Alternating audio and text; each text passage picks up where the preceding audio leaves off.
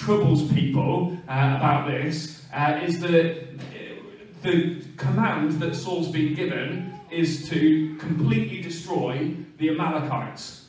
Who in here is completely comfortable with God telling people to be destroyed, saying people should be destroyed? No one in here is completely comfortable with it. That's okay. We're going to try and help ourselves get a bit comfortable with it with 3 things that might help us. The first one is to know that the Amalekites are not good people. Okay, it tells us that in the Bible. It says that they have done bad things. And when people do bad things in our society, we want to make sure that justice happens. And so when they've been tried, they get a fair trial. They often get sent to prison, don't they? Okay, and we think that that's the right thing, because if they've done something wrong, then there needs to be some kind of consequence, some way of stopping them keeping on doing wrong to people. Okay, particularly if they're a danger to others, we want to get them out of the way and put them in prison and give them a place where they're supposed to be able to turn their lives around. Okay, so one of the reasons why God is punishing the Amalekites is because they have done really bad things. And God doesn't like it when people do bad things, and so he punishes them. And you can't put an entire people group in prison, and there wasn't really that kind of system then, and so instead of that, he's punished them, he's sentenced them to be destroyed. You might be still thinking, that's really harsh. What I want to say is that, why do you think that's really harsh? Why is it that we think it's not okay to destroy a people group? Because actually, for most of human history, people have gone, yeah, it's okay to destroy other people. It's okay to hurt other people. The reason we've got to this point in our society now is because of Jesus. There's a historian called Tom Holland, if you want to look up his work. He was trying to look at what's the difference between ancient cultures and now. Why do we treat people better now than people used to? And the only conclusion he could come to, he's not a Christian, but the only conclusion he came to was, it's because of Jesus. Jesus has been teaching us over the years, transforming our society so that we now think that it's bad to destroy people. So actually God's been teaching us to get to this point in history. So we're actually trying to tell God off for something that God's taught us from the point of view that God's taught us to do. And so that's another thing that might help us with this. And God has been teaching us over the years to be more loving of the people around us. And so we now think destroying someone else is bad, whereas they didn't back then. And the final thing that might help you is to say that sometimes we just need to trust God. We're never going to completely understand God, because God is so much bigger than us, so much more. His mind is beyond anything we can understand. If we could understand him, either we'd be God or he wouldn't be God. Okay, he can only be God because we can't understand everything that he thinks. And so there's an element which we'll never understand all of his decisions, and we have to trust him. And actually this Anointed series is showing us that we don't always know why God chooses certain people, but God chooses some people, and he's rejected the Amalekites because they have done bad things. You may still have problems with this, but I want to give you something that might help you to still look at this particular story and not feel like it completely cuts it off from you. And that's the fact that Saul, who gets something wrong here, he doesn't complain on the grounds of this is an immoral thing to do. You know, that's not why he's disobedient. He's not saying, God, I can't possibly do that. That would be terrible. Okay, that's not Saul's argument. So we're going to look at it and see, what is it that Saul's arguing? What is it that he's doing? What is Saul actually doing wrong? And if you want to talk to me more about this afterwards, you'd be very welcome to. But to find out what Saul's doing wrong, I think we need to do a court case. So I'm going to need a jury. And there's some kids who are up for coming and sitting down on these lovely soft carpets and being my jury. Your job is going to be to give us thumbs up or thumbs down to let us know whether you think Saul is guilty or not. So if you want to come up and join us, that'd be amazing. Okay, fantastic. Give our jury a round of applause. Excellent, good. So, how are you feeling at the moment about Saul? Okay, he was the king. You've heard some of this stuff. You've seen Samuel telling him off. Do you feel like at the moment that this is like he's good all the way down to definitely bad? Okay, how are you feeling about what Saul's been doing at the moment? Good all the way down to bad. Okay, we've got a few bads, some like middle ones. Yeah, we've got a lot of people unsure, and we've got one good. So we're going to have a look at some of the things that Saul's done and see what we think about him. So we're going to have a court case. So I need Exhibit A, which is the whiteboard. Can you come in there and show this to the court, please? Okay, here's Exhibit A, Your Honours. On this side, here we have how God intended things to be. Okay, God's in charge. Here's his king. Here's his people. Here's Samuel, who we've called Sam. Okay, so God's like speaking to all of them. He's in charge of all of them. But also the king and Samuel both have their individual responsibilities over the people. It's like a really lovely setup. God's clearly in charge. We can see what's going on here. So this is the way that God meant it to be.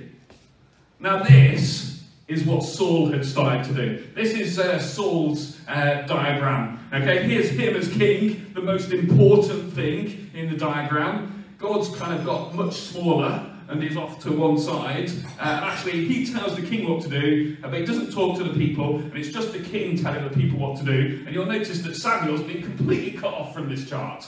He doesn't get a say in this. So what Saul started to do is he's gone, I see you've made me king. I'd like to be even more important. I'm going to start taking on all of the jobs. I'm going to take Samuel's job as well. And I'm even going to take God's job. Okay, not good, right? We're not happy with that. I can see on your faces. The jury aren't best pleased with this. Thank you, Exhibit A. We can put that away. So that's the first bit. So we're going to call a witness now. The first witness is going to wear this. Okay. Here's the first witness. Okay, this witness is a soldier in the Israelite army. This soldier only speaks Hebrew, so I'm going to have to interpret for you what the soldier wants to say. So you've got something to tell us about a battle that you went out to, yeah? And this is amazing sign language. And this was recorded in chapter 13, wasn't it? Yeah, so basically what's happened in this battle is, do you want to just explain it to us with using your actions?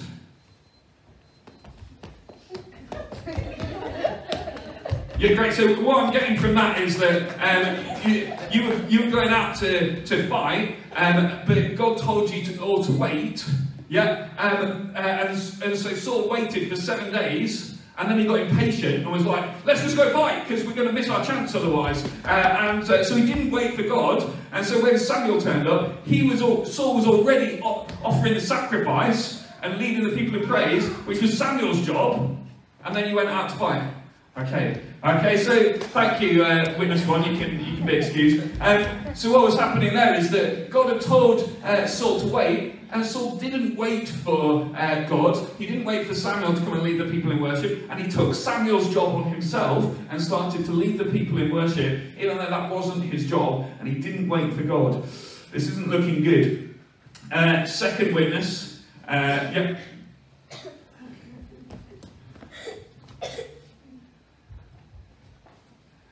Great. Here we've got another of God's people, also still only speaks Hebrew.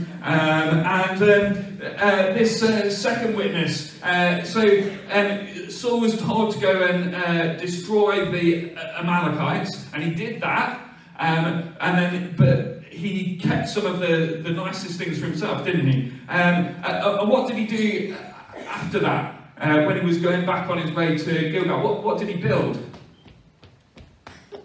Okay, so on the way back to Gilgal, Saul built a massive monument that was for him. Yeah, so Saul built basically a big statue of himself, because he was like, look, I'm so great. I've won the victory. Who do you think was really responsible for the victory over the Amalekites? King. You think it was the king that was responsible? Who's got another idea? God! Okay, God was responsible for the victory. But Saul's like, look at me, I'm so great. Who were they supposed to be looking at and thinking was great? It's the same answer, good work. God was who they're supposed to be looking at and thinking is great. Thank you, second witness. It's interesting that you said that. And actually, I need to bring out Exhibit B now. If you could just play the start of our video again and just pause it a little way into it. Okay, pause. Okay. Everyone have a look at this scene here. Okay, this is Gilgal. You might not know where Gilgal is. But there's a really important clue right in the middle of it. Can anyone see how many stones there are in the middle? 12. Good counting, whoever that was. You were the quickest. There are 12 stones standing in the middle. Has anyone got like a little tickle at the back of their mind about what do 12 stones mean? Rudy? It's not Stonehenge. It looks like it, doesn't it? Okay. Can anyone think back to in Joshua? 12 tribes. Sorry? 12 tribes.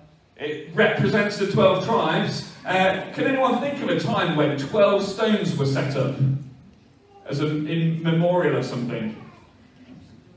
I'm greatly impressed at how well you listen to all our sermons. Ruby, give it another go. Yes! Let's go to Ruby! Yeah, it was when they walked through the River Jordan. Do you remember? And they went through the River Jordan. God stopped the Jordan so they could walk through on dry land. And what they did was they picked up 12 stones and carried them out of the Jordan and set them up at Gilgal. And let me tell you what they were there for. It says Joshua set up at Gilgal the 12 stones they'd taken out of the Jordan. And he said to the Israelites, in the future, when your descendants ask their parents, what do these stones mean? Tell them, Israel crossed the Jordan on dry ground, for the Lord your God dried up the Jordan before you until you had crossed over. He did this so that all the peoples of the earth might know that the hand of the Lord is powerful, and so that you might always fear and worship God. So Saul, on the way back to this place, which is supposed to remind us that it's God that you're supposed to worship, that it's God who gives the victory, he builds a statue to himself and says, it's me that gives the victory. Can you see, is this looking good for Saul? No. It's not looking very good for him so far. I think we better hear from Saul though. Give him a chance to speak in his own defence. Saul, would you like to come forward? Yeah? This is Saul. Hello. Okay. And Saul thinks quite highly of himself. I'm getting in the way of me now. Right, Saul, okay. So, look, I'm not kneeling before you, I kneel before God.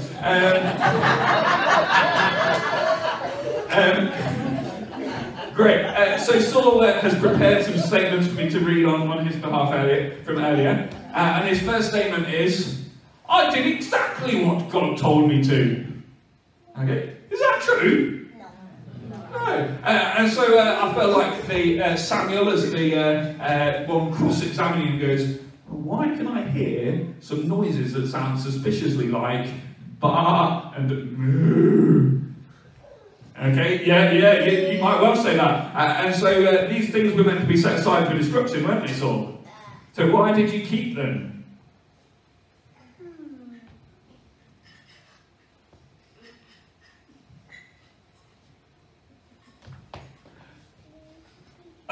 You wanted to use them as a sacrifice to God. That's your defence, right? You kept these animals alive because you thought that would be a good way of showing worship to God by sacrificing these animals.